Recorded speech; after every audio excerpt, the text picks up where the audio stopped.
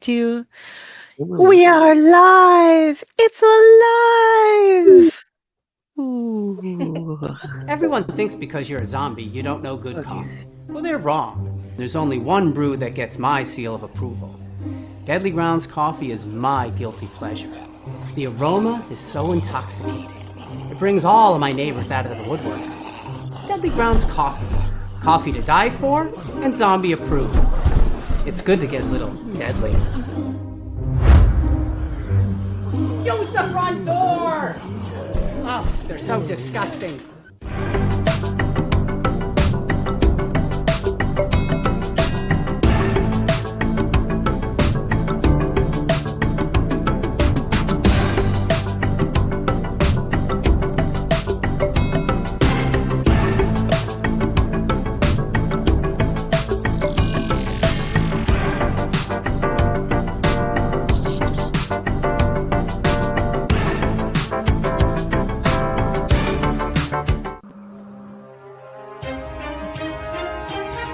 The Dorkening and all affiliated shows are not intended for anyone under the age of 18.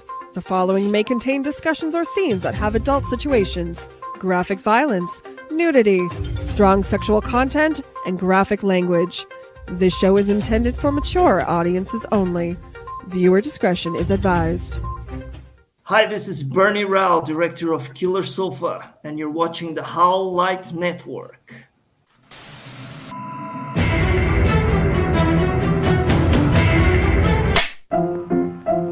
Let's all go to the lobby. Let's all go to the lobby. Let's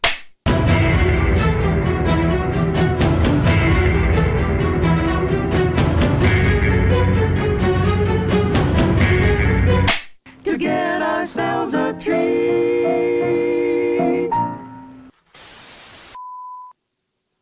Welcome back to the Owl Light Picture Show, ladies and gentlemen. As always, I've got Del here with me, and we have Jenny. She'll be popping in here short. So with us, we have Anthony and Mandee Caimano. Did I say the last name correctly? It's Caimano, but it's close enough. Caimano. Sorry. So sorry. I'm learning how to pronounce, and I usually ask beforehand, but I'm a moron today.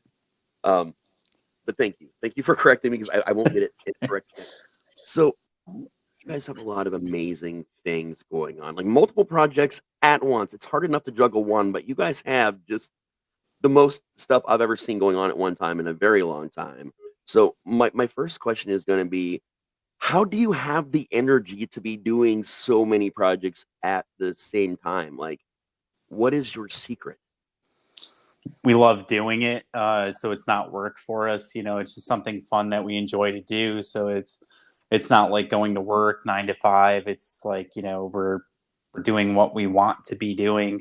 Nobody's forcing us to do it. It's our own free will. So it's all, it's just part of what we want to be doing.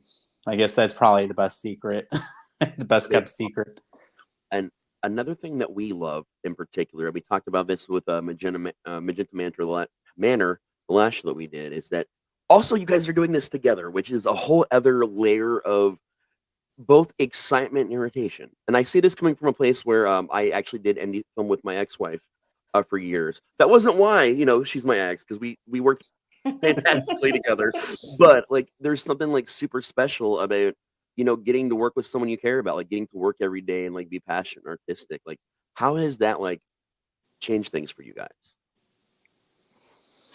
It gives us something to bond over. When we work together, there are things that she's good at that I'm not good at. There are things that I like enjoy doing more than she does. So we just kind of find our own things to do, and it keeps us busy, and it's something that we can bond over and discuss, and it gives us something to plan for. That's awesome. I think all good things. You're there for each other when it's like deadlines are hitting and you have to finish editing this part, and it's just like, oh, babe, can you rub my shoulders a little bit?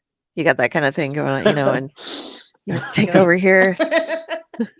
You stab this actor, I got you. Yeah. Now she's gonna ask me for a shoulder rub. No, yeah. So I want That to break has up the continued. project a little bit. That way, we're not like kind of talking about them simultaneously, so people can really get a good vibe. I want to start off with Killer Pizza and talk a little bit about how that project came to be. Yay. Well, that's me. Okay, so about a year ago, my 11-year-old daughter, she's 11 now, she was 10 then, came to me and she asked me to make a killer pizza movie. It started with, how about we make a killer taco movie? And I was thinking about it. I was like, I'm not too sure about that. And she's like, wait a minute, I know, killer pizza. So she came up with like a little bit of a story for it. We did it right then on the spot. It was all improvised, and she just went with it, and she liked what we had come up with. So I've written the script for it and everything, and here we are today. The thing I love, a couple things I love a lot about this. I'm a huge fan of Attack of the Killer Tomatoes, Killer Sofa. Like, I love this setup. Killer Donuts, Killer Pants. Like, this is already a film I feel like is being made for me personally to enjoy. The other thing I love about it is that the killer pizza angle in general, we have not actually truly seen any kind of evil demonic pizza since like House 3 The Possession or House 4 The Possession. That's the last Yeah. time I remember any kind of like, but that's a scene where he had to kill it by putting it down the garbage disposal that lives rent free in my head. And I saw that in my childhood. So like 20 something, 30 something years later, I remember that vividly. And that was the first thing that came to my mind is that nostalgia when I even read the title. That was before I even read the Kickstarter, before I even went all the way down it. I'd been hearing people talk about it before I met you guys. So I was already sort of like, okay, you're bringing back one of my favorite scenes ever, but as a whole movie, like, it blew my mind, man, in the best way possible. Where are you guys at currently with this movie? We're in pre-production right now. We're raising the funds to get the film made. We have an incredible cast. We have right now we're working on props for the film, location scouting, all that good stuff. So that's it. We're in early stages. We're hoping to start filming around January. That should give us enough time to raise the rest of the money that we need to get stuff together. But that's just a rough guess. Yeah, I've actually started the sculpting of the pizza, so that way I can make my puppet. I can't wait. I cannot wait to see that puppet, honestly. Like, I'm a big puppet guy. We all love puppets around here very much. And when they're used to kill people, that just makes them better. That's me. I love puppets. I saw this ad the other day on Facebook. It was called Puppets for Fears. It's a traveling horror musical about Cthulhu done with puppets. And it blew my mind, and it's on a summer tour right now. And I'm trying to get my wife to take me in July and drive like 4 hours away to Louisville, Kentucky, just to see an hour-and-a-half show about puppets and Cthulhu. And she's like, "Are you kidding me?" I'm like, "No, this is my new life. This is what we're doing. We're going to do puppets." I want to go see it. It's traveling all around the U.S. this year. It's Puppets for Fears. I'll just show up one night and do this for you.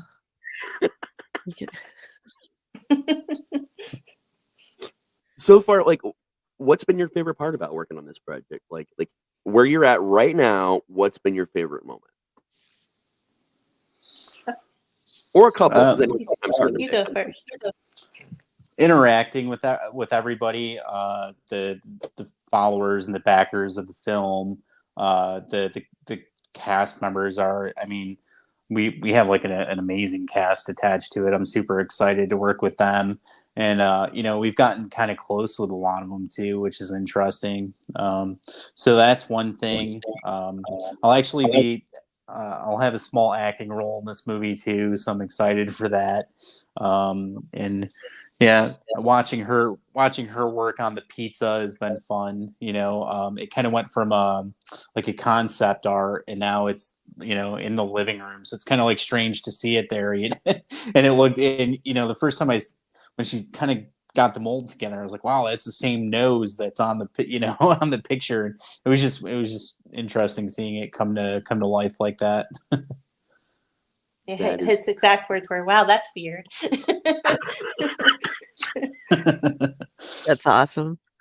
So I also want to talk a little about the Indiegogo itself, because we got to take some time talking about the crowdfunding, because that's really important for any films And I know you guys out there, you've heard us talk about how important this is. We actually talked Bernie around to potentially doing one to do a sequel to Killer Sofa. The Monster guys, maybe doing one in the future. And we've talked a lot about it with Magenta Manor. Of course, Chris Grant, we bring her on all the time, the comic book artist, or writer. We love her as well. And she talks a lot about these campaigns. And we like to bring people on that have these campaigns so you guys also get to learn more about how they work and, again, why they're so important. So with you guys, how much are you trying to raise and where are you at currently? Our floor was 30,000. We're $258 away from getting that, and then we'll create stretch goals to add more fun stuff to the movie. The stretch goals allow us to film for longer, so we get more takes. Might be able to do like additional kill scenes or whatever it is, or maybe get an extra cool cast member in there, or just whatever fun stuff we can sneak in at the last second. So you said 258 is what you're short? Yeah. All right, guys, here's what I want you to do. Check this out. Let me explain why. There's a lot of great stuff. You can get your IMDb credit thank yous for $20. You can get a shirt for $27. You can't even get a shirt of a band you like at a concert for $27. Okay, you just can't get one that cheap. So get one that's got a killer pizza on it, because why wouldn't you want that? You can get a hat. You guys know I love me some hats. You can get a hat for $29. The DVD for $30. There's just so many amazing things that you can get, and even there's autographs. There's a hoodie for $49. Last time I bought a hoodie, I think it was $60 at a store. Like, seriously, guys, like these, as far as Kickstarters, I'm sorry, can't call them Kickstarters. We have to call them crowdfunding campaigns. As far as funding campaigns go, I mean, you guys are offering the most for like the smallest amounts I think I've seen in the indie film world for probably like, I'd say easily the last 6 or 7 years. And I look at a lot of them. What made you guys want to like go with like the cheaper prices? I know that might be an odd question, but that seems to matter to a lot of people. Well, that's not all we do. I don't know if you've seen, we do free raffle nights, and we give away free stuff to people that donate all the time. We've given away thousands and thousands of dollars worth of merchandise. So it's really, we can't make the movies without the backers donate, the contributions to the campaign. So we try to give you as much value for your money as possible. And we look at the other campaigns that are kind of making, in similar genres or have similar demographics or whatever. And we try to compete with their prices because we want to give you the best value that you can possibly get. So if I see somebody's charging $40 for a t-shirt, and it's like, oh, well, how much do we actually pay for these, and how much can I get them to you for? And we just try to give people the best deal possible. We give discounts when you get multiple perks. We do specials all the time. We'll say like, oh, for this weekend, you get this for half off or something, just to create excitement around it and to have fun. And, we can't do it without the backers. So we just try to give them the best experience that they can have. Oh, yeah. And you guys even have some, higher tier ones, the more expensive tiers, which are still cheaper than what I've seen before. You got different tiers for getting a role in the film, different tier, like multiple tiers for being a producer, for product placement for businesses, like for indie companies. Like, and again, the prices on these things, guys, are unbelievably low. So if you've ever wanted to do these things or get involved in Kickstarters, this is the company you need to look at. These are the people that you need to follow their campaigns, because like they're telling you right now, you are literally getting more bang for your buck than I've ever seen in my life. And the group you guys do it. I'm in the chat group for Killer Pizza. You guys are very active in there. Like, you guys, one person talks, and you guys, I feel like, are just never sleeping, and they're just suddenly there to answer the question, or like, you guys are so. How do you make the time to be as social as you are? We like interacting with everybody. So, there are other campaigns where you donate to their crowdfunder and you send them a message and they don't respond to you. And then what kind of service is that? So, we're very active. We interact with everybody. And then those perks that you were talking about too, what you see there is what you're guaranteed to get, but we always try to give you more. So if you pay for a speaking line in the film and you come to set with us, we're trying to give you more scenes so that you get more screen time, so you get professional looking footage for your reel if you want to snag that or whatever the case.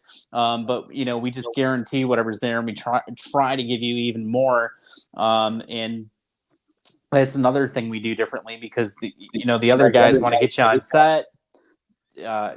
Some are better than others, but some just want to get you on set, get your money, get your line out there, take a picture with you for Facebook, and then send you on your way. And we try to maintain these real relationships. And we have people that come to us from these other sets and they say, hey, don't tell them, but you're my favorite,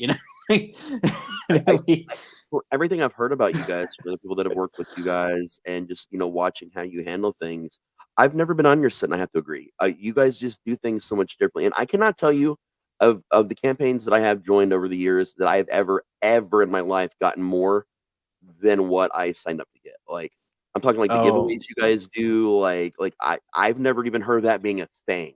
It wasn't a thing. Yeah, I was gonna say that's actually pretty shocking for me to hear. And I know Del does a lot of crowdfunding stuff. Like, she does a lot, like, for like a lot of like authors and things like that. And like, just to hear that, like, yeah, you're gonna get that, but what you don't know is all these other things that are gonna happen if we can make it happen. And even if you can't, it doesn't matter, because they've already paid so much less for more than what you're offering now. That, like, that's amazing that you guys do that, because I've also heard the horror stories I'm sure you guys are familiar with, where the people paid, they've shown up and shot, and I'm sorry, that got cut from the movie. Yeah, that a lot in the past from a lot of other companies that are no longer companies at the moment. It can be rough. What we do is we'll have days where it's, hey, if you donate $20, you're guaranteed to get whatever you pay for. Plus, we're going to give you a free lanyard that costs me $9. Then, in a month from now, we're going to put your name into a raffle. And we don't just give away, we go live on Facebook, we pull all the names from a hat. We don't just give one prize away, we give 45 prizes away. And it's not just, $5 things. We have action figures, hats, we gave away a $60 bag recently, book bag. All kinds. I mean, we can't keep track of all the stuff that we've given away: cups, mugs, lanyards, pins, magnets, custom lighters, metal signs, the ghost face masks, 100 of them, purple one, the demon one, the bling bling one, all of them. Michael Myers Trick or Treat studio mask, $60. Just give it to people. Yeah, and so I mean, we try to give back to everybody, because we can't do this without you. We're trying to grow a brand. We want people's business, and we want your relationships, and so we try to give you everything so that you donate with us again in the future, and you want to come back and work with us again. We want to give you more than the other person's giving you. Right. And you used a word there that people don't get: relationship. People don't understand that in the indie world, movies get made by forging those relationships. And it's not just with other actors, it's people that contribute, it's people that want to go out and watch the movie, people that want to hear your story and talk and see your passion, because that makes them passionate, that makes them want to follow you and form that relationship. And like, I'm blown away. Like, honestly, I got information that I like way more than I even already knew about you guys, and I'm just absolutely, in the best way possible, blown away by it, man. They don't. Yeah, the filmmakers don't always understand investing either. It's they want to take donations. They don't want to invest in their brand, invest in the product, invest in the backers and the support and all that stuff. They just want to, hey, will you get my DVD for $20? And then they make a movie for $5,000, and then they're on to the next one. Hey, you want a T-shirt for $20? And then there's no sustainability for the most part. That's why they stay at that, they plateau. Oh yeah, big time. I want to switch gears a little bit and go to Friday. I know Friday's got some questions. Yeah. The first one, I was actually in total joy of finding out your daughter's idea ended up becoming a film. Is there any other ideas that from your kid or kids? I don't know if you have more than one that you have made or are going to make in film. I've like centered some of my artwork and everything around my children and everything, but like with the filming and everything like this is the actual first project where it's like I listened to my kid and I was like, I go, yeah, let's do it. It was like the spur of the moment thing. But with this film, the main character is based on my son, my oldest son. Well, not the main character, but what's it? Like he's like a large His supporting sidekick. role or like a co-lead or something like that. So it's like I casted Colin Field to play Brandon, pizza delivery boy. When I met him on the set of Blood Loss, he reminded me of my son a lot. So I had asked him to audition for this role that my daughter based off of her older brother. So it's like he nailed it and everything. So it's like I had basically I had the idea that he would, so it's like it just fell right into place. And then I have another character in the movie that's named after my oldest daughter. So that's going to be a little surprise and everything. And I named the pizza. I named the pizza after my deceased father. And then the like a potential love interest that's a stripper. I named her after my deceased mother because it was funny. So Very. So it's like I've kind of made this a family project and everything. I mean, I have artwork and everything that I based off of my children and stuff like that, or other family members. Like I have a comic that I'm writing at the moment. It's a book, and that's based off.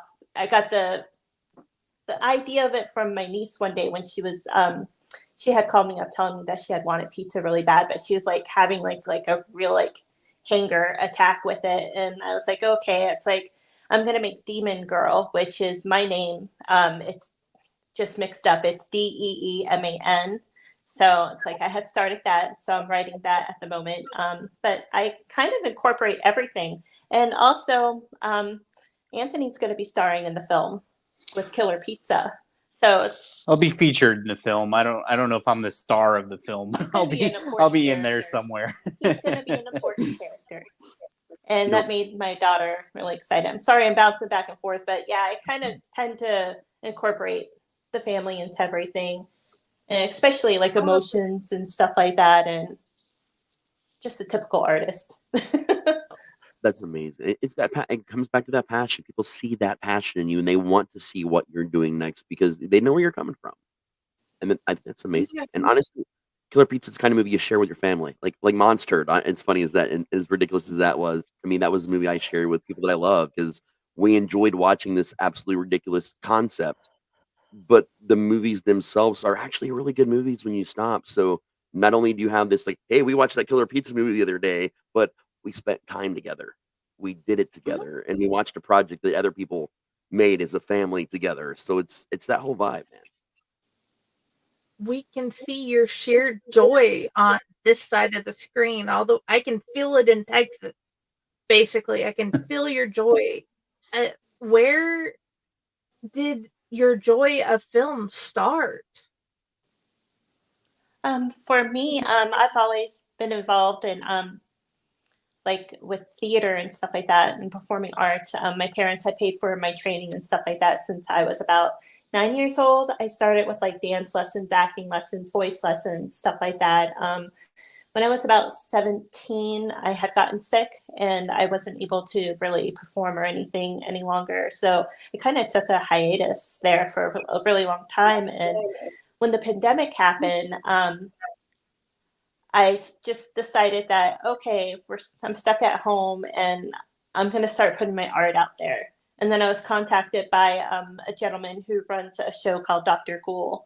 And then after I got involved with that, I was actually contacted by the director for the Sawyer Massacre. And I did production assisting on that. Production coordinating on that film. So it just kind of fell into my lap.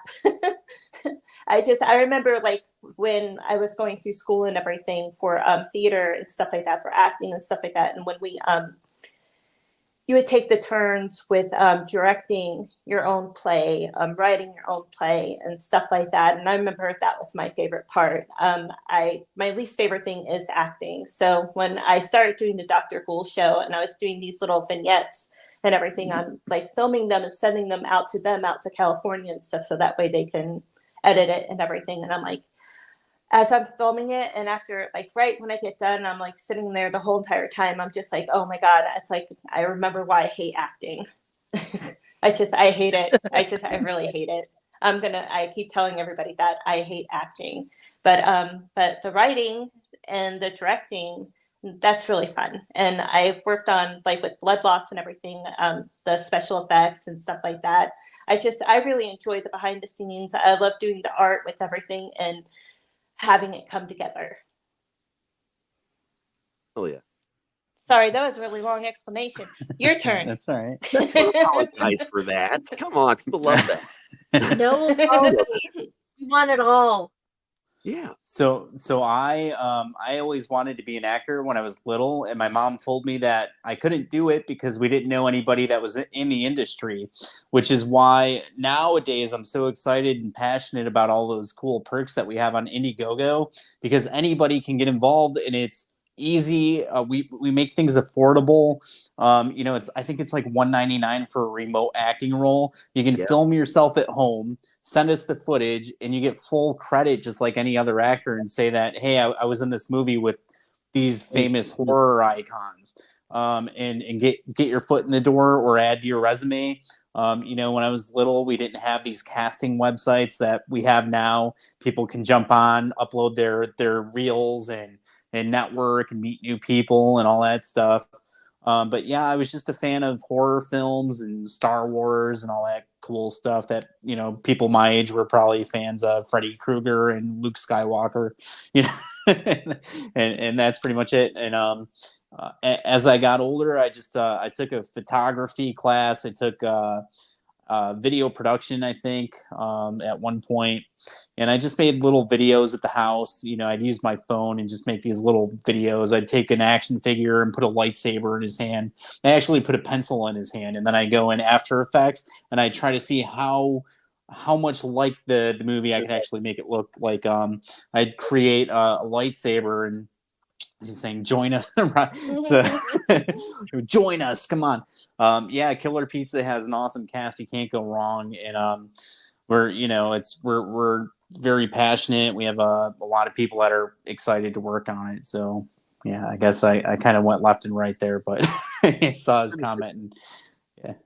That's why Del has the squirrel puppet, because me and Pyle in particular are really bad. Pyle's actually at the Midwest Hunters Convention, because we're also he owns a haunted attraction and I manage one in Ohio. So like he's actually representing a lot of Ohioans at this giant convention in Chicago right now, which is why he's not with us.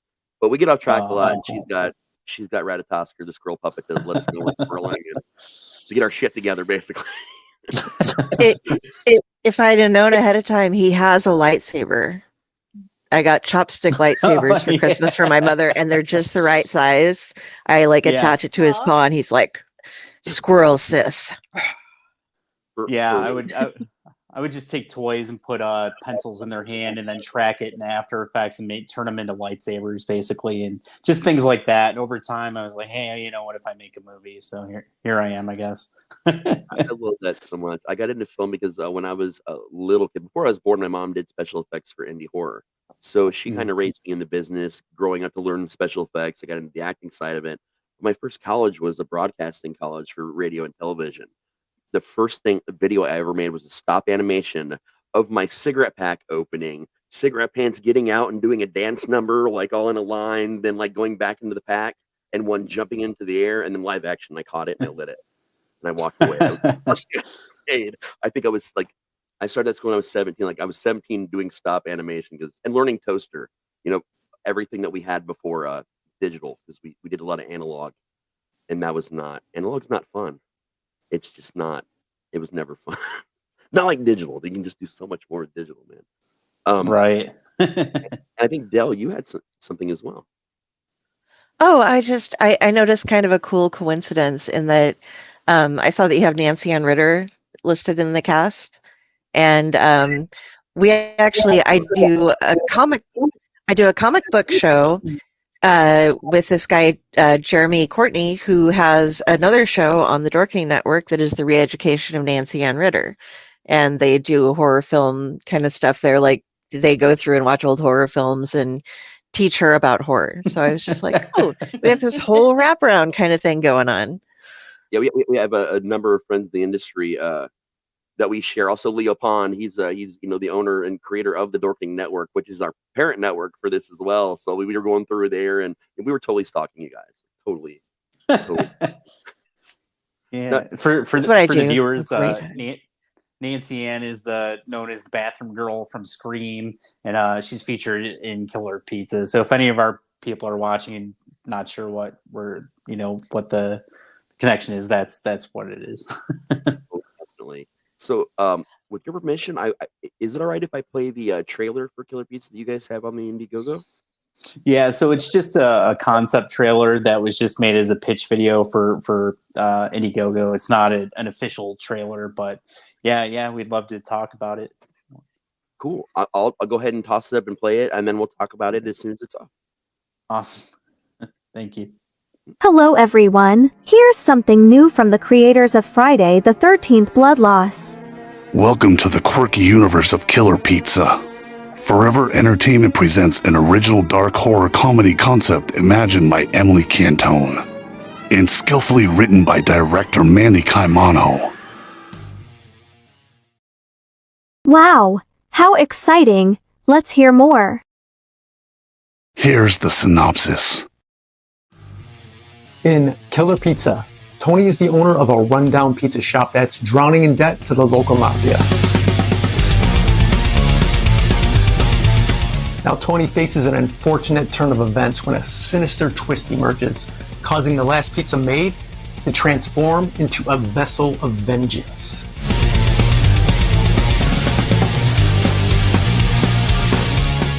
This possessed pizza seeks retribution against those who wronged him, prompting Tony to seek the help of Brandon, his dedicated pizza delivery boy.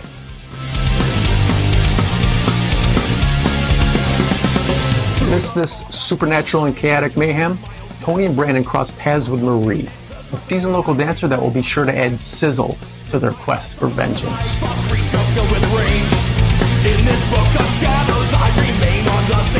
Will this trio craft a sinister slice of revenge, or will they be left in a cheesy haze? It's a topping of retribution, and Forever Entertainment is delivering a deadly menu without revealing the saucy details. Get ready for a cinematic feast. Killer Pizza will be filmed in stunning 4K by Anthony Caimano to bring this darkly delicious tale to life. Plus, we cooked up a variety of perks for your contributions, including a chance to be a part of the cast, from a background extra to snagging a starring role. There is a slice of the action for everyone.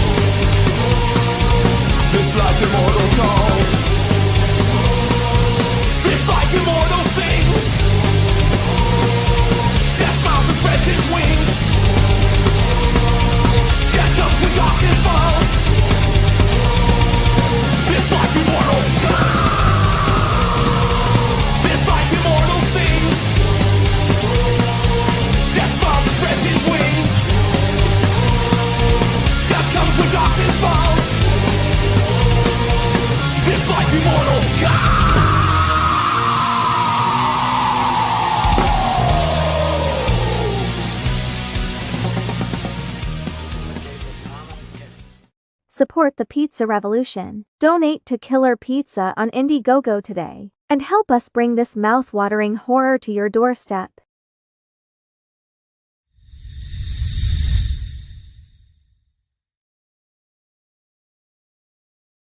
That was a super fun video, and I love the track on there from B Movie Monsters. That was fantastic.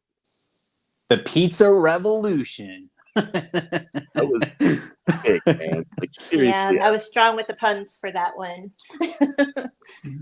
I'm the king of pun / dad jokes, and everybody gives me shit about it because that's just my thing. I love it, man.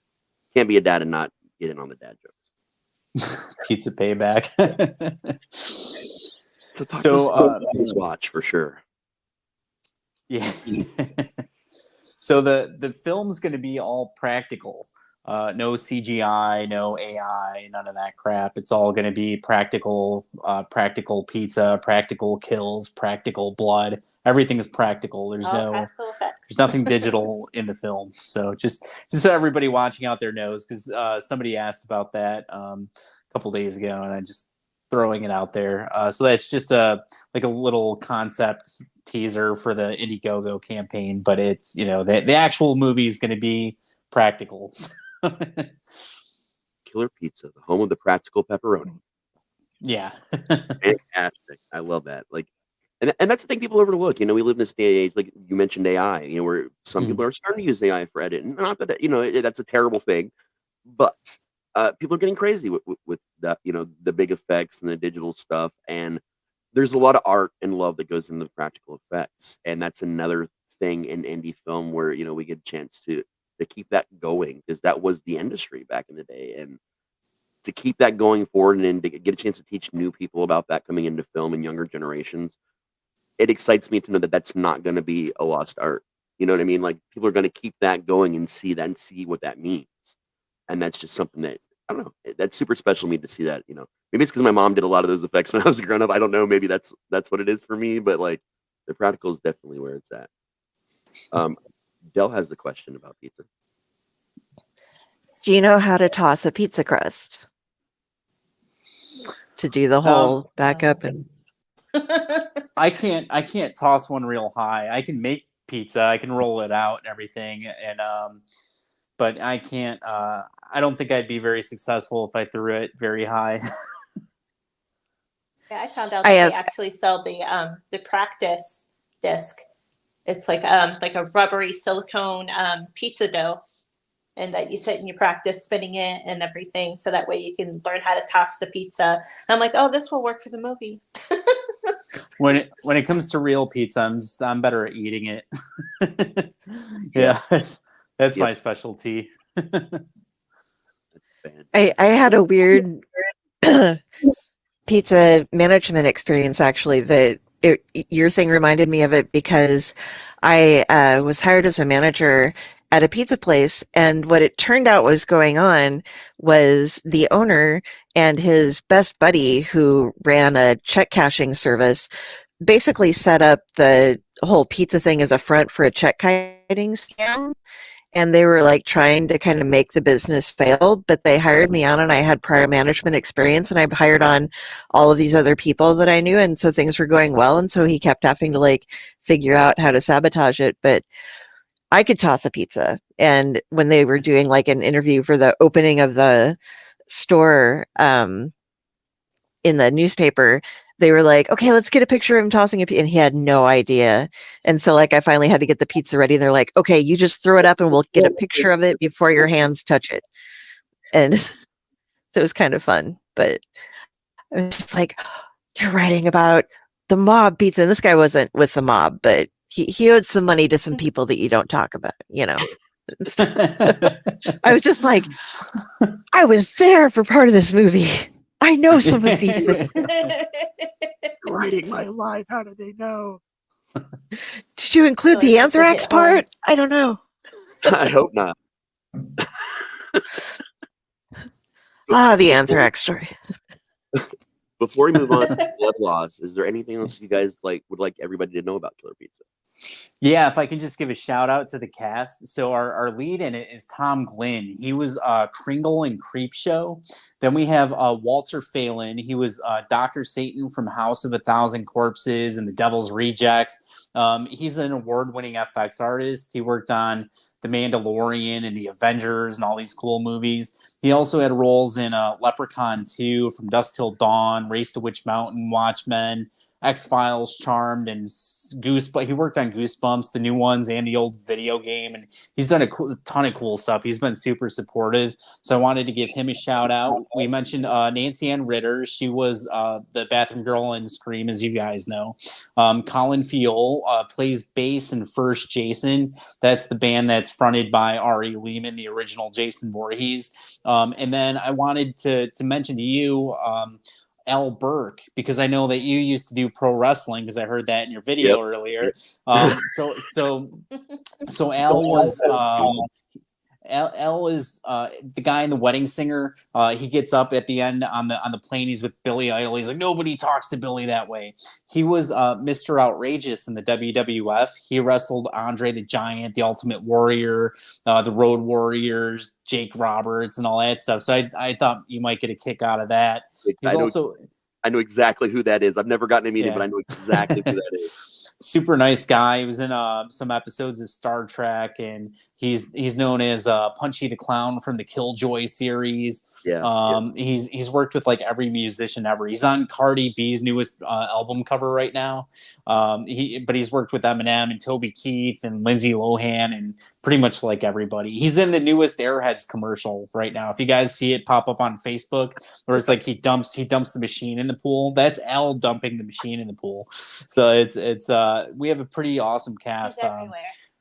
Tam Taylor, Mark Brubaker, Chris Ness, Robert Kennedy, who's in the comments right now, and Randolph Parks, and the list for it's insane. But super excited for it, and just wanted to give them a shout out and make sure that we mention them. Oh, definitely, guys. And if that is not a million more reasons to become a part of this by joining the the crowdfunding campaign, I don't know what is. Like, we've given you guys a million reasons. Not doing it is just doing yourself a disservice, I think, at this point.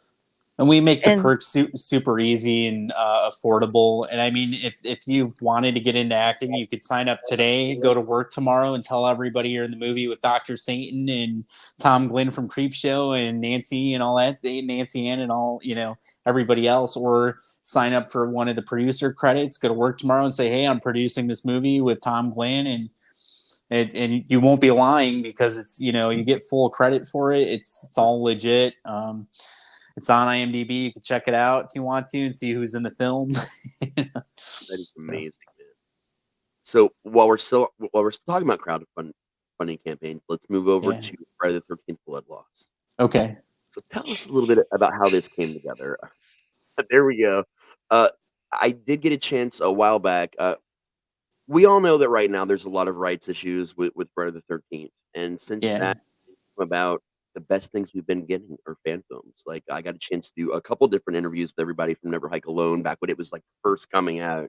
And I think that kind of spawned a lot in the fan film in the fan film industry, really, because if you think about it, fan films are its own industry in a lot of interesting ways. And that's where horror is being brought back to life and becoming unique again, like older properties that we're not seeing anything out of. It's keeping that love and passion for those properties alive. So it's helping the studios that might want to do sequels in the future stay relevant. It's helping people that love these projects get more material.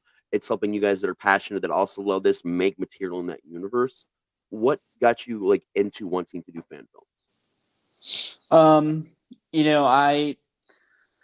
I just thought it'd be something fun to get my name out there. A couple of years back, I plan on making this other fan film, and things didn't pan out. I actually raised a decent amount of money on Indiegogo, and then things came up behind the scenes, and I just refunded everybody. And I was trying to figure out my next move, and I thought just to kind of get the groove back a little bit, I might do like a 15-minute short fan film and see if I can raise a little money and see if I can get it made. And that was Blood Loss. And we got the money for it, and people were interested in becoming a part of it and donating and all this stuff. And I was like, oh, we have all these people that want to be a part of it. Maybe we could turn it into like a 30-minute film or something. And then it was like, hey, what if we do a full-length film? And now, it just kept growing. So that's kind of how that started. It was just meant to be a 15-minute film. I didn't plan on having all the cast members and all that stuff that are attached to it now. So, and you have a hell of a cast for this. I mean, you got Ari, and that's a big one right there, right off the bat. You actually have someone that's tied into the Friday the 13th universe already. You also have Beatrice. I can never say her last name correctly. I'm sure you can correct me on how to pronounce that. Yeah, it's Bupley. Bupley. And if you guys don't know, she played Amanda Kruger in Nightmare on Elm Street 5. So you've literally got someone from Nightmare and from Friday in this film, like just right off the rip. Like that those are like the first two that pop up for this. I'm trying to figure out how to word this question. What made you want to get someone from Nightmare also involved with the Friday the 13th project? Because that's unique. Like a lot of people argue it's like the Star Wars Star Trek debate. You either like Friday or you like Nightmare. And that's a big thing. Like it's not as big obviously as the Star Wars Star Trek, but there's a lot of division in fandoms. Like what made you decide to go that route? You know what's interesting is that she's not just Amanda Kruger, but now she's Pamela Voorhees in our film too. Exactly. How interesting is that? How it worked out? You know, she's kind of on. She has this thing where she wants to be the mother of horror. So she's Freddy's mom. Now she's Jason's mom, and then next she wants to be Michael's mom. So there were a couple times where she kind of like hinted, like, "Hey, you should make a Halloween movie." but yeah, I don't know how that came to be. I think I thought I would just write something for her. I had this other role. It was like an original character, and I thought she might have been good for that. And we talked about it, and it felt like okay, but she wanted to be Pamela, and we had a different actress at the time that kind of didn't work out. And I was like, yeah, maybe we could try Pamela, and it just worked out really well. So it just kind of happened by chance, I guess. I think part of it too was that we had Ari attached to it, so she felt like a little more comfortable getting involved. So, Ari's in it, I can be, try, give it a shot and see what happens. I think that's kind of how that came to be, and it worked out for us. So Ari's one of those guys that, like, if a project gets his stamp of approval, you just know it's worth the time. You know it's worth checking out because he's picky. Ari can be picky, but in a good way. That's been in my experience in the times I've met him and working with other people that have worked with him. Like it's always, Ari's great. He's a nice guy, but he's also business. He's also there to get the work done, make sure it's done correctly. And so, like, having that is like that's a big boon. Like that's something that people should. Another reason of many that people should be paying attention to what's going on with this. What's crazy is like in indie films, things happen, actors come and go sometimes. And with we've had pretty much the same core cast for a while now at this point. But when we look back and look at all the cast members that we have, Ari has actually been attached to the film the longest, longer than anyone else. So I thought that was kind of interesting that he's been there for a while now. He's the most original cast member that we have. So that is really amazing, man. And he was the first Jason, and he's your most original cast member. Like, yeah, there's definitely something going on there, man. What can you tell us like about like the setup and plot without like obviously giving too much away? Yeah, it's about a detective that's investigating a homicide surrounding Camp Crystal Lake. There are a lot of missing person cases, and they're just trying to put the pieces together. They suspect some different people, and so they're investigating. And big guy in a hockey mask shows up and kills people at some point. I mean, that is the plot of every Friday the 13th film. A guy in a hockey mask just shows up at some point. At some point, Are you going with the more human side or the more like supernatural side of Jason for this? I feel like I kind of got the best of both worlds. I kind of took a lot of crap in the beginning for kind of doing things with Jason differently. He's the nicest guy until he kills you. Yeah. Until he takes out that machete. Yeah. We kind of got the best of both worlds where he kind of resembles the zombie Jason, but he's more agile. He's kind of has more stamina to him, and he's not. We had a few different actors film with us, and so one of the guys kind of did like more of a Frankenstein kind of thing, and we liked it. It just didn't fit super well. And right now we have this actor. His name's Christian Bester. He's Jason now, and he's a lot more. I don't know how to put it. It just yeah, a little more youthful.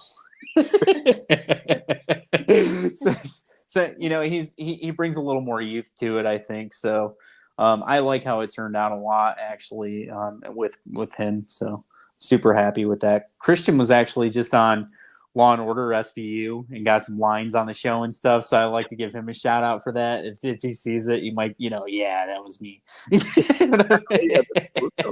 I'm super excited about that because Christian Bester will also be in Killer Pizza. Yeah. It's amazing. Yeah, so, awesome guy.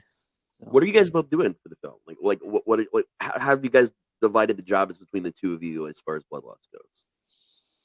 We co-direct. Mandee does the makeup. I do the field effects. So she makes it look like they're all slashed up and everything, and then I have to make it look like, and then I have to film the scene and do my side of it. I wrote the script. Things happen. Sometimes actors don't show up on set when they're supposed to, so Mandee helps with rewrites and things. What else? I'm good at the last minute rewrites. She's pretty much in charge of all the casting stuff. What else? What else am I not giving you credit for? She does a lot of stuff. Regular hair, regular makeup. She does the hair and makeup. Costumes. We both did. I did Jason's costume. We kind of split the costume thing up. Yeah, I did Jason's costume. She did everybody else's costume. That's what I mean by splitting it up. She does all the props too. So like Jason's machete and all that stuff. She customized all that, except for Pamela's. We got a custom buck. So in the original Friday the 13th, Pamela has a custom buck knife that they had made, and then we had that remade for this movie by some guy. I can't remember the guy's name, but that's the only one that we didn't make. Everything else was either made by us or customized by us in the film. And Mandee does all that stuff. So. It's amazing. And one of the reasons why I asked this question is because a lot of people are, when you watch a movie at home, everybody has what I call Hollywood syndrome. Oh, I wonder how many people it took to do all these things.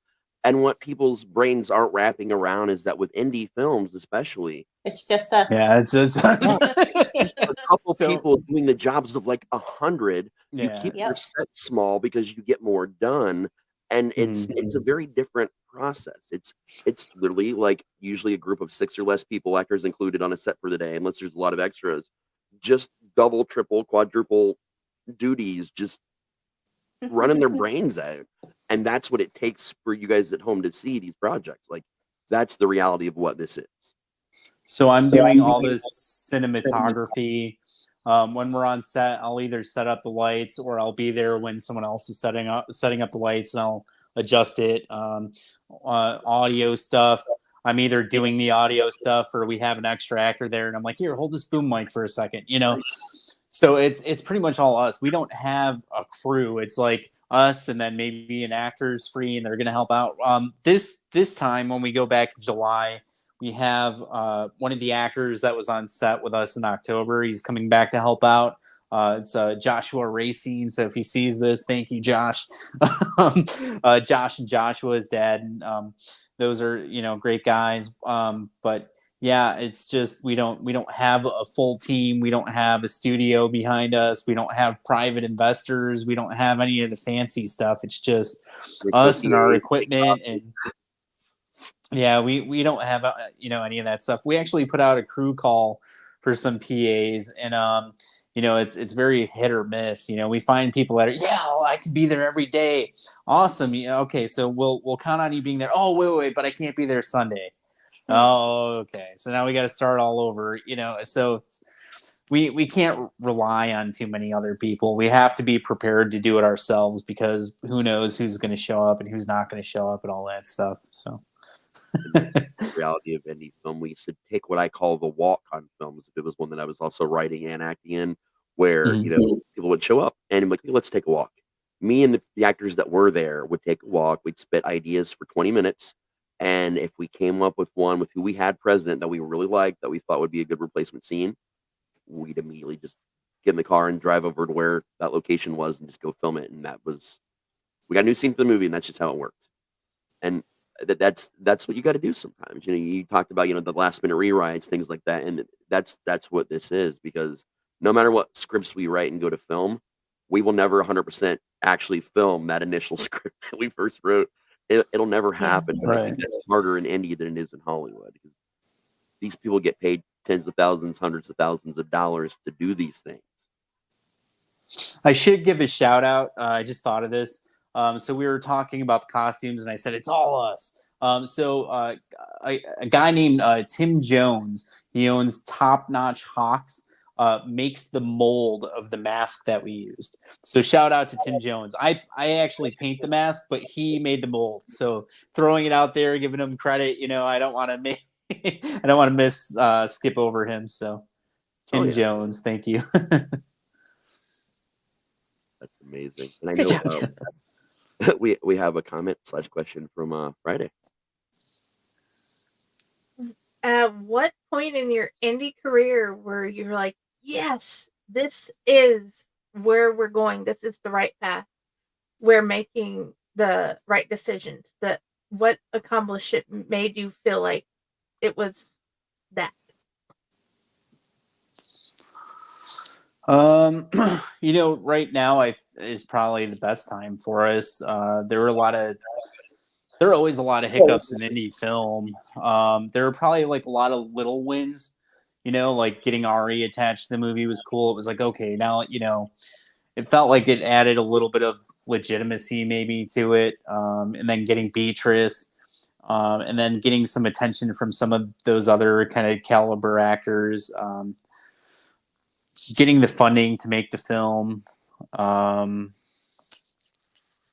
Well, like you said, there's always a lot of hiccups and everything. It was kind of when you're first starting out and everything, and people don't really take you seriously.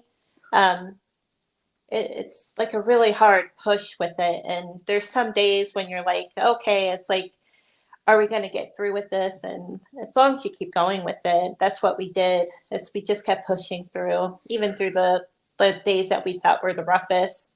And then when we started filming last October, that's when I was like, yeah, this is worth it. It's like we had a really rough start with actual filming, like our very first day, but then everything kind of fell into place for the next 2 weeks. And I really enjoyed it and everything. And I'm glad that we stuck with everything and kept it going. It can be rough. Indie films can be rough. From finding funding, if you're new, people don't want to see you succeed on the level that, we have, because now we're giving away thousands of dollars worth of stuff, and then you have to compete with that. So now you have to give away thousands of dollars for this stuff. They don't always want to do that. And so you'll see people pop up now. They'll do raffle night. They'll give one thing away to the lucky winner, but it's not, it's a lot to compete with. So I think we promoted a lot heavier than a lot of other people did too.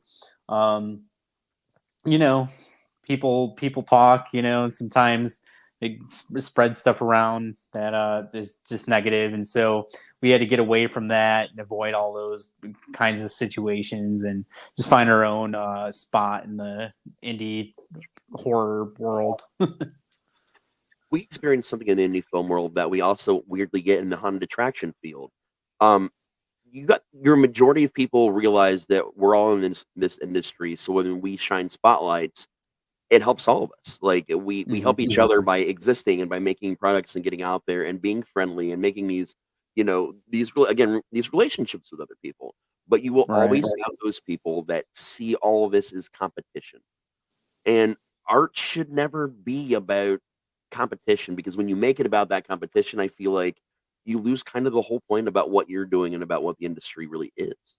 And it always bums me out when I'm hearing and seeing this, just what I call the hate mongers, just people going around throwing the hate around because you did something that, makes their job harder or they don't like it. It's okay, cool, but you're not on that project.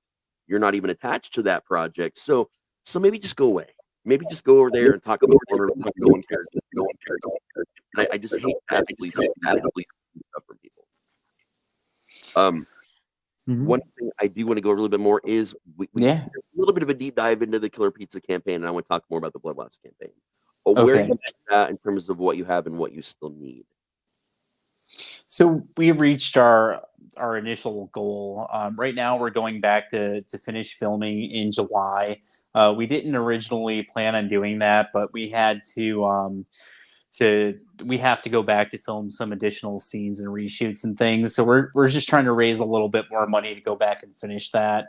I think we're like a few $1,000s away, so we're pretty close to it. And then after that, we just have to look and see what we have left over, and then we might try to raise a little bit more just to help supplement for the Blu-rays, and then that's it. We're all wrapped up. So excellent.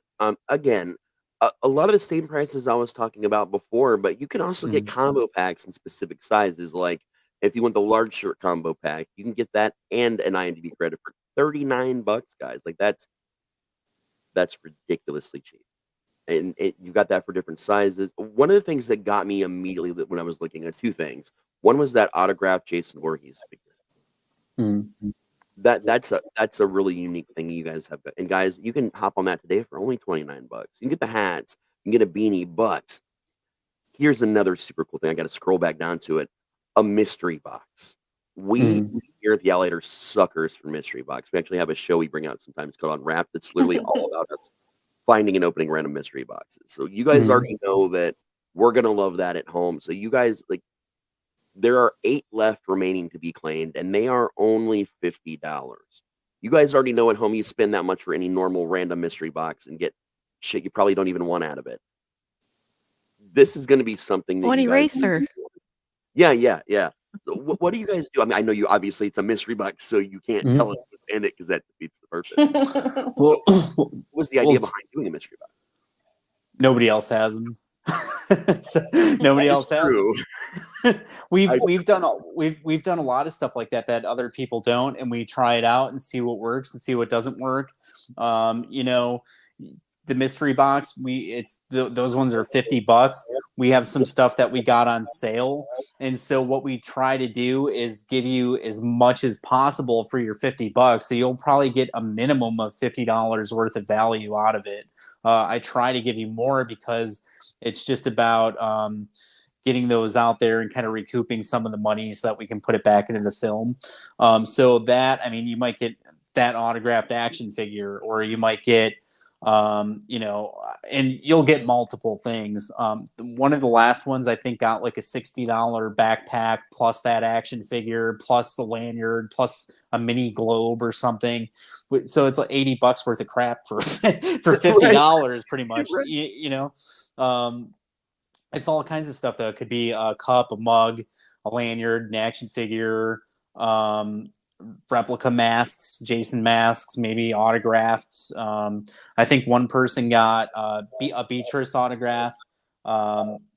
I don't think he's gotten it yet. I think we're shipping it out, but if he sees this, but yeah, I mean, her autograph alone is $40.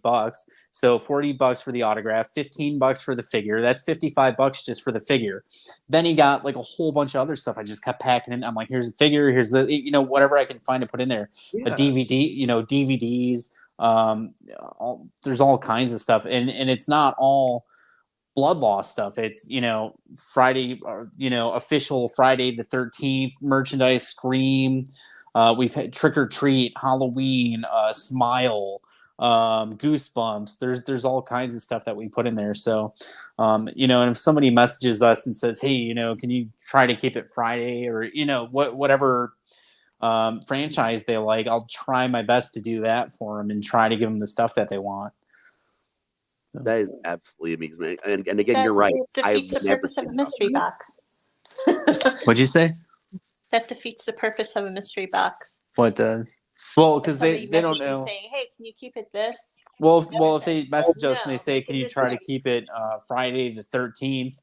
We try to give them Friday the 3rd. They won't know exactly what stuff they're getting, but I'll try my best. Yeah, to but keep they'll it. know it's all Friday the 13th stuff. Well, But good you have for to do them. that with people. Like you have to, like a lot of the mystery box sellers on Etsy.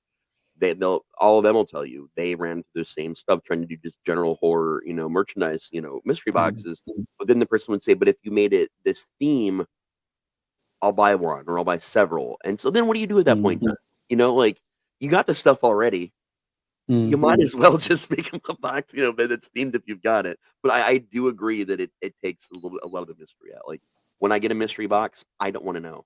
I don't want to know the theme. I don't care.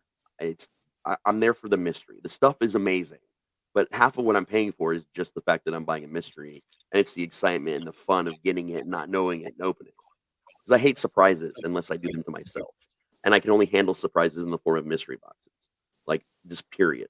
I don't know why. That's just how I am.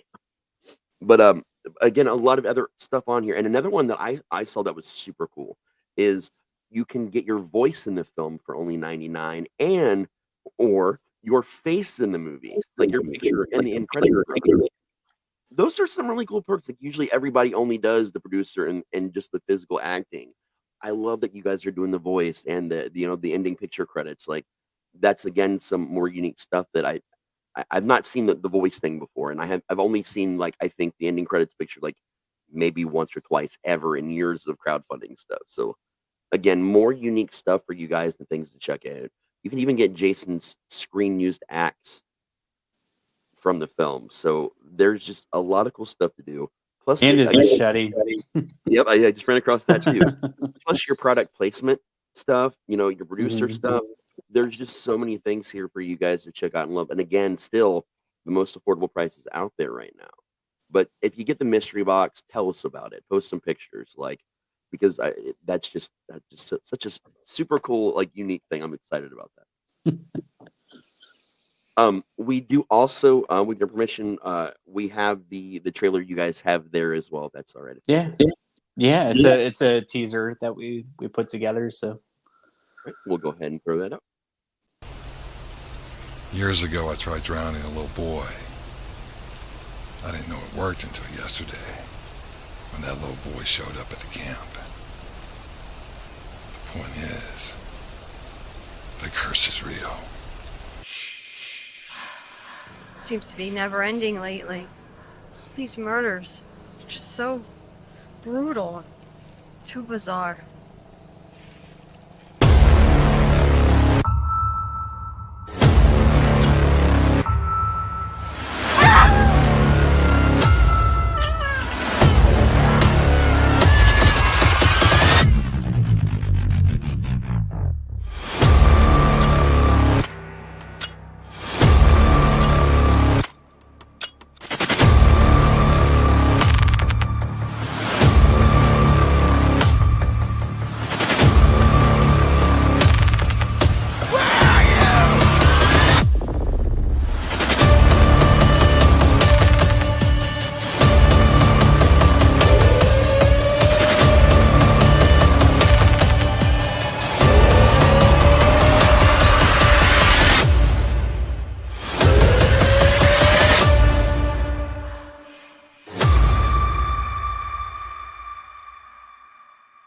Jason, we have work left to do.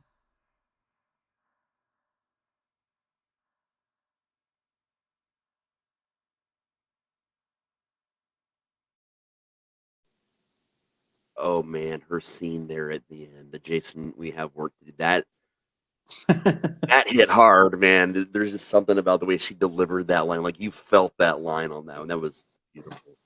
And I know apparently Ratatosker has a question about Beatrice. Okay.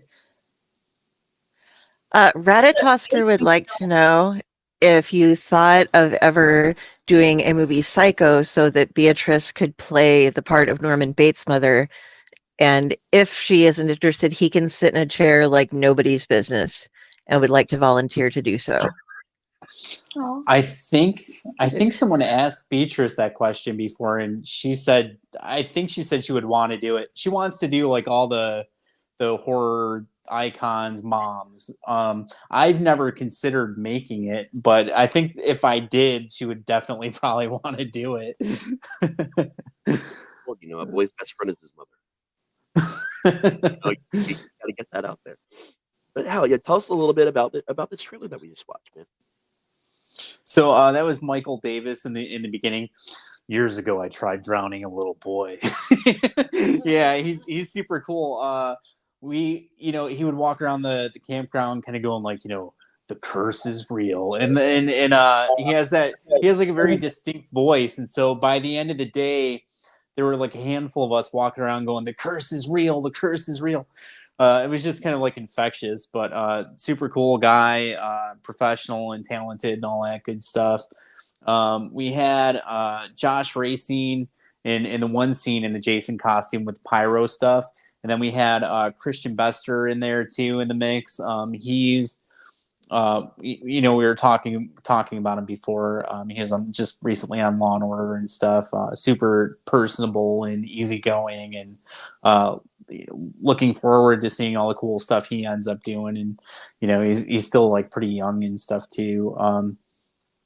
So yeah, it's just, I guess, kind of a vague trailer, I suppose. In the opening, he's talking about drowning a little boy, and so then I guess maybe people wonder if he was the reason why Jason drowned in the beginning, or in the original film.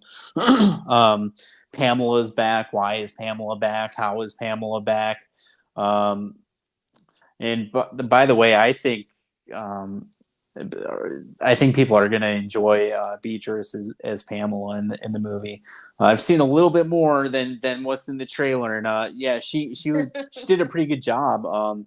I mean, I can't think of two. In the official films, there are only a couple other actresses that were Pamela, and they were only on screen for a minute. In Freddy vs. Jason, she was on screen for 30 seconds or something, and then in the remake she was only on screen for a minute, and then in the fan films they've had her here and there a little bit, but nothing to write home about, I don't think. And I just think people are going to enjoy seeing Beatrice as Pamela, and she did such a great job that how could you not want to see it.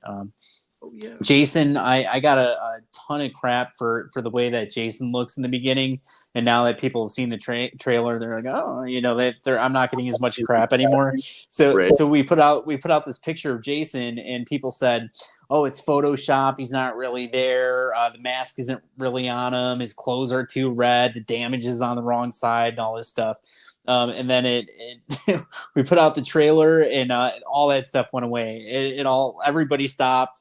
And now, right after we put that was the second trailer. So the first one we put out had a lot of the same footage. It was just not put together as well. But it was still okay, an okay little teaser thing. It was like a first look kind of video. Right. And after we put that out, this other campaign started offering masks with like the same damage. They're like, oh yeah, we have the damage too. And I'm like, yeah, whatever. Now you do, yeah. yeah. Now after I just took crap for 6 months, yeah. But yeah, so if we show off the costume, I mean, in daylight in the movie you won't be able to tell as well unless we put it like under a microscope. But the costumes, I mean, that's all hand painted. So I sat there for hours painting these 3 costumes, and so it's we took this picture, and I guess they could tell that it was like red. The costume was red, and so they're like, oh yeah, he looks like a Power Ranger and all this stuff. But now that they've seen the trailer, they're it actually looks pretty looks pretty good. I think you know what else I got crap for was just him having a jacket on. They didn't want the jacket on. He has gloves. They hated the gloves. Now people want to buy the gloves. So I hope people genuinely like it. I hope there's an audience out there that ends up liking it a lot. And I'm sure somebody out there is going to see it and still go, oh, that's not my Jason. But I hope there's it's my Jason, right? Sure, that Jason belongs to you guys, because the great thing about fan films is that you get a chance to tell additional stories in the same universe. You can borrow the same characters and have them reach different conclusions and different arcs. And that's what it's about. So it's not gonna be their Jason. It's a new Jason. It's a new everything. And people get stuck on like what they think things should be. sometimes instead of just enjoying it. And then, like you said, they put out the trailer, then all of a sudden it was like, okay, I do like this. I just wait for the trailer and all before you have an opinion, because the pictures, we all know from set pictures, even from Hollywood, we see these pictures, but until we see those things come to life, we don't know. A picture doesn't tell us what that's really going to look like on film. Right.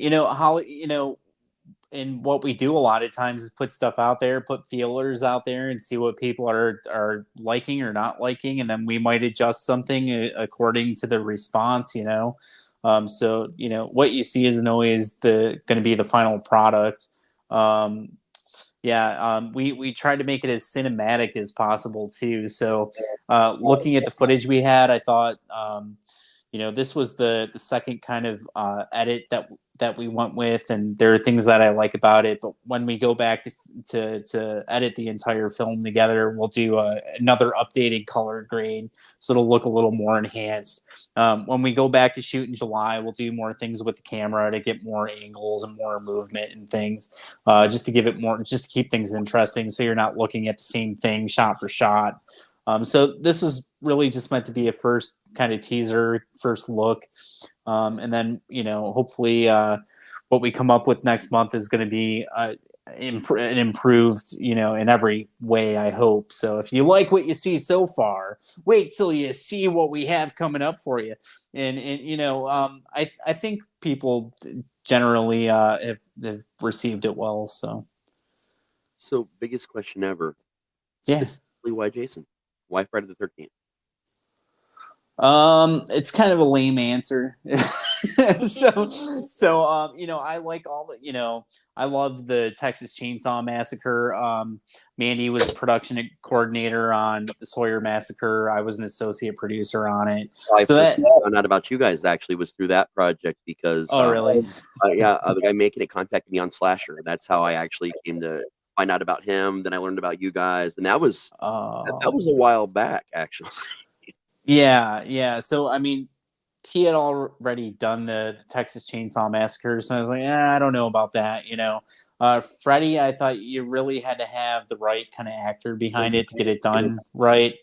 And I was kind of like going back and forth between options, and I have a friend of mine who's a filmmaker from my hometown that makes, like, in my opinion, like the best like Halloween fan films. They're called Halloween Inferno. Oh yeah. And so it was like they're already doing that. I mean, they have like a huge following and everything, and I'm like, maybe I shouldn't do that. And I just kind of landed on Friday. And there are like a million Friday the 13th fan films out there. so that was kind of weird getting into that mix too. But I feel like, everybody loves Never Hike Alone and everybody loves Peter Anthony stuff, but I feel like we found a place in the mix somewhere, like we have this following and people seem to enjoy what we're doing so far, and we have support and backers and things. So I feel like we've done better than most do. Of course, we haven't raised the $250,000 that Never Hike Alone to God, and Peter Anthony did some awesome stuff too, but we're doing okay, I think, so far. and let's say you've not raised that kind of money for a film yet. Let's tack the word "yet" on that, because once you get stuff out there, and again, people get that relationship built with you, man. Don't think you may not ever reach that level, because I think you guys stand a better chance than just about anyone I've seen, if I'm being completely honest about it. We're trying our best. I don't want to. I try to give other people as much credit as I can. So, obviously Never Hike Alone and the Womp Stomp and Vincent Desani and all those guys did a lot for the franchise and the fan films in general and all that stuff. So, kudos to them. And then Peter Anthony is a super nice guy. He's making a movie called Laugh right now, which has Christian Bester, our Jason's going to be in it, I think. And then Clifton Taylor, who worked on Blood Loss with us, he has like a thing in it too. And they keep telling me he's awesome and everything. So I'm just, I like giving him as much credit as I can as well.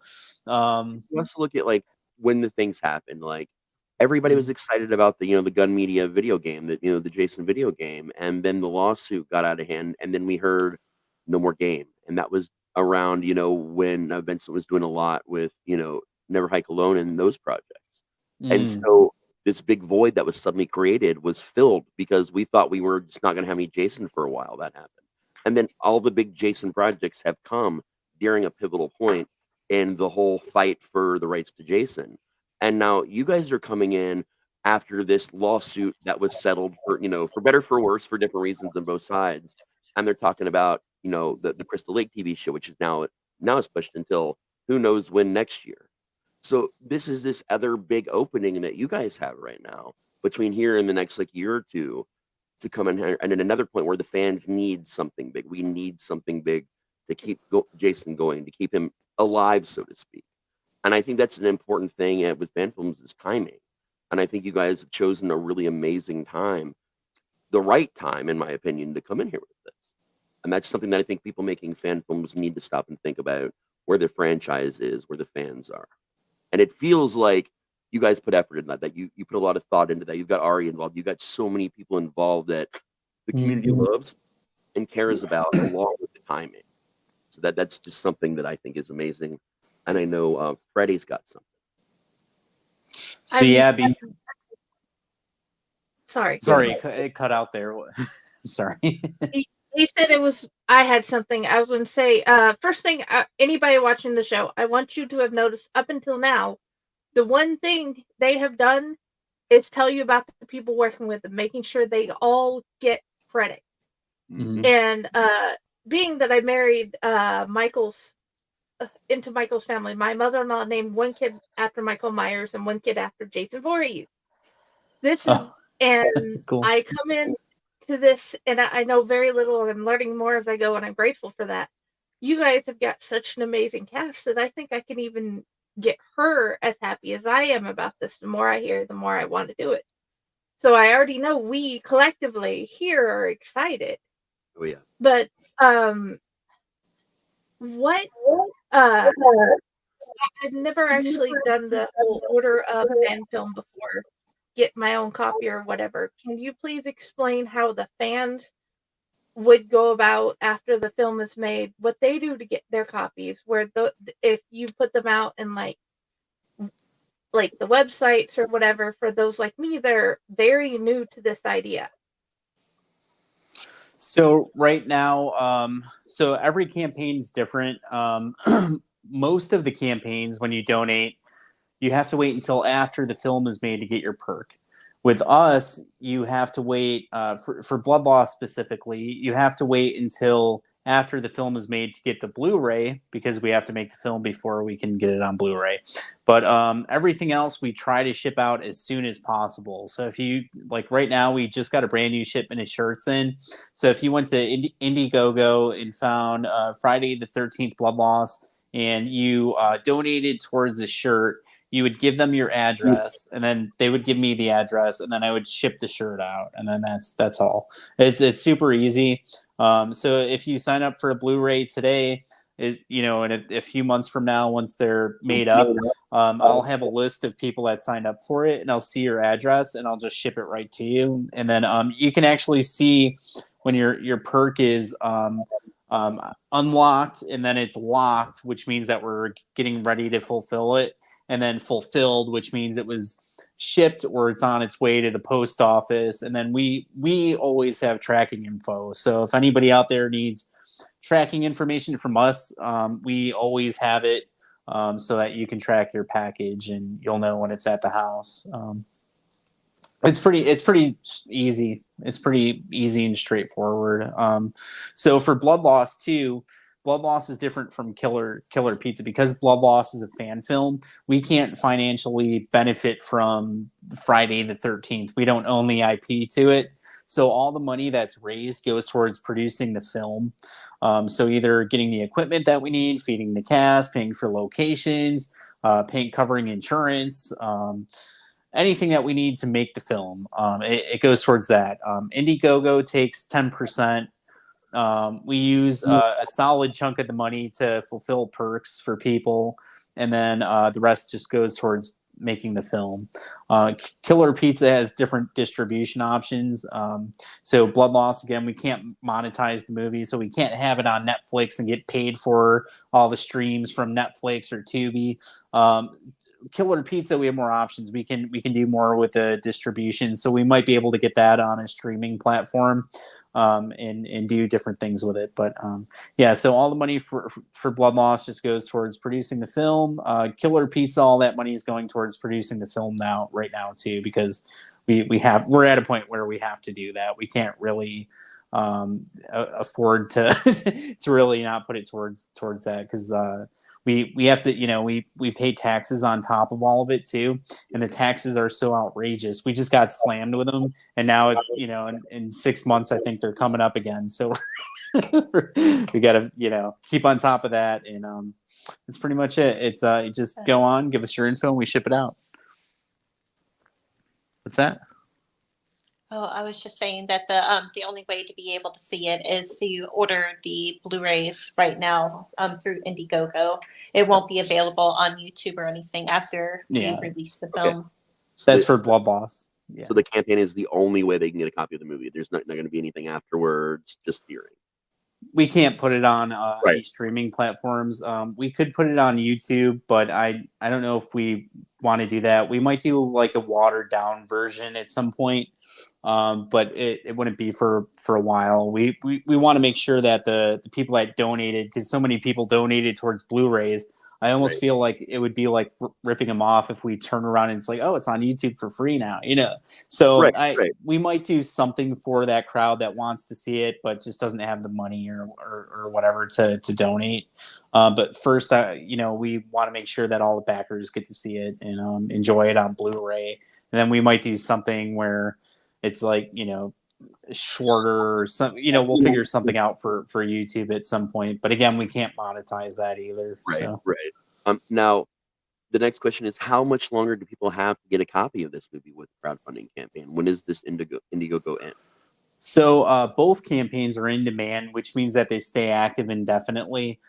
So it'll stay active as long as people are still interested in donating to it. So we don't have any set end date as of now. So people still have time to donate. So right now we're getting ready to go back and finish filming next month. So we're just trying to raise as much as possible before then. So if you're able to donate, help us out, grab yourself a cool perk. It goes a long way. We appreciate it very much. But if you're not able to, the other thing you can do to help for now is just share the campaign. And then you can always pick up a copy later on. And then the other thing that we do too is we'll do like installments for people. So if somebody wanted a cool perk on the film, but they don't have a lot of money to put down, they can just put, a few bucks down, and, when you get the rest of it, just put it towards it. Or we work out different payment plans. And so we just try to make things as easy as possible, and every little bit counts. And we appreciate all the support and all that good stuff. So awesome. And you guys got a really cool look behind the scenes on how these crowdfunding campaigns work, or at least how they should be working, in my opinion, which is exactly the way you guys are doing this. So definitely make sure, you're passing this link around too, because, we'll have the regular link when it's not live anymore. So make sure you're also passing this around so everybody can see this.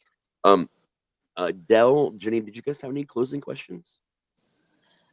Steven, you need to just watch it all. That's what's happening. He does this to us all the time. He comes in right at the end. He's like, yeah. Hey, what's up? Oh.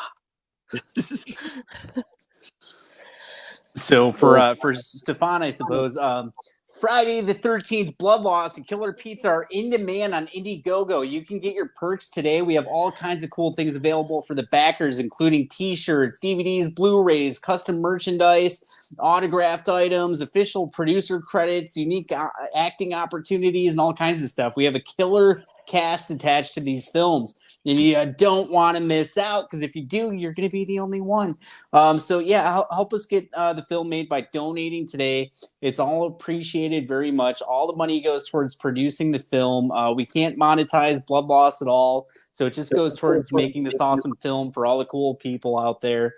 And tune in next time, right? And all that cool stuff. Killer Pizza. Yeah, so we're making Killer Pizza. It's a feature-length horror comedy film starring some of horror's greatest icons, including Tom Glynn from Creepshow, Elle Burke from the Killjoy franchise, Nancy Ann Ritter from Scream, Walter Phelan, a.k.a. Dr. Satan from House of a Thousand Corpses, The Devil's Rejects, and lots more.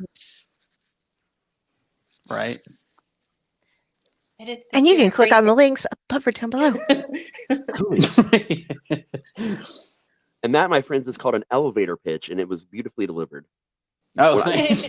I got a button for this. Hold on. There we go. No, it is not the sequel to Killer Tomatoes. That's a whole other story. This is its own thing. That's being announced officially soon. But yeah, you guys have any closing questions over there, Del, Friday? No, I got everything. You're good, Friday. Raditosker. Is there I any? guess Oh, go my ahead, go ahead. last question was, I'm asking this because I usually ask it on my author interview show, but you guys would have an answer. You guys have thoughts. Can zombies climb? Jason can. Can zombies climb? Jason can, right? I was just asking because for some reason it cut out on me. Yeah, That's can what Jason- you just said. Can I think zombies they can climb? accidentally climb. They can in The Walking Dead. I'm pretty sure. I think if the bodies start piling up, and they just start kind of like start using them as steps. Oh yeah. I think Jason could definitely climb. I mean, he does climb up out of the water onto land via a ladder, and Jason Takes Manhattan. Climbs right up that ladder. I actually once got Adam Marcus to admit in an interview that Jason is a kaiju because he's water-based. So that was the whole other thing, because he was making Jason a Deadite at the time, and the combination with like the Evil Dead universe was like, so he's a kaiju and he's a Deadite. And he's like, I never thought about that before, but we're going to go on record and say yes. So yeah, definitely a kaiju. But is there anything else you guys want to leave us with that maybe we didn't cover that you guys would like to make sure we know about either Killer Pizza, Blood Loss, or about you guys in general? No, we covered a lot of it. We went over all of the details, why we love doing this, why we're doing it. And we really appreciate that you guys had us on the show. I don't know if there's anything else to say. We try to cover things as well as we can because we know how important it is, and honestly how frustrating it is to get into an interview and know, okay, well, these guys are just going to ask us the same questions that everybody asks. And we like to go that step further and just really tell you your story, because of all of our shows across our network, of which we're up to 14 different unique shows now, our whole thing is storytelling about film, about wrestling, about books, about the paranormal, mental health. That's our thing, is we like to know people's stories. And we want to thank you guys because you told us some fantastic stories today, not just about your projects, but about you guys and your passion and doing this together and what family means to you guys. This was an amazing interview, and we really appreciate you. And as the movies are coming out, when you're ready to do your PR circuit with Killer Pizza and everything, hit us up again. Let us bring you back. Let's talk about more. Let's bring on some cast, some other crew members, do a whole roundtable about this, because I think this is the kind of stuff people want to know about right here. Definitely. Yeah, we'll drag the cast members on some night if you have an opening. You know who you need to get on your wrestling podcast? Do you do it? Do you host it? So it's me and my son-in-law and one of my friends that I haunt with. It's not a guest show. We just talk about stuff, but we have talked about wanting to do guests going forward. Get Elle Burke on the show. You can't go wrong. Anthony told me that I had to message. Do it. He'll tell you stories about Hogan and Macho Man and everybody. I mean, he wrestled Andre the Giant and the Road Warriors and all for real. So it's not for real. I don't know anybody else that wrestled Andre the Giant. So he's kind of and he has stories about all the classic wrestlers that we all grew up watching from the 90s or the 80s, or so he'd be a good one to get on. Yep, I'm definitely gonna hunt him down now. I'm gonna tell him it's all your fault, though. I'm gonna tell him like, hey, if you need somebody else, go see Anthony. He's your guy. But definitely, I appreciate that.